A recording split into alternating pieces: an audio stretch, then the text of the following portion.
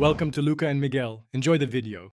You begin by ensuring the controller has power and your target device is ready. This prevents dropouts during setup. Once done, press and hold the Xbox button to turn the controller on. Next, press the small pairing button on the controller until the Xbox button flashes. This signals pairing mode. Meanwhile, on the console, go to Devices and Connections, or on Windows, open Bluetooth settings. Make sure you choose the correct pairing method for console versus PC, so the device can discover the controller. You now complete the active pairing.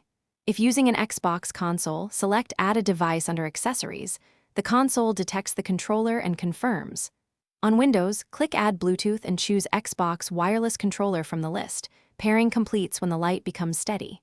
If using the Xbox wireless adapter, press its pairing button, then press the controller pairing button. Watch both lights sync. Make sure to wait for the steady Xbox button light.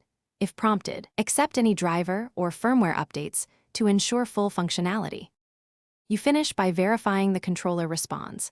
Launch a game or open the Xbox Accessories app to test buttons and sticks.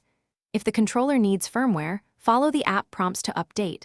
This fixes latency and compatibility issues. Once paired and updated, make sure the connection stays stable in normal use. If things go wrong, try a single troubleshooting step. Power cycle the controller and device, replace batteries, then repair. If that fails, remove the device from Bluetooth list and repeat the pairing process to clear stale profile. Thanks for watching and please subscribe. It's the best investment you'll ever make.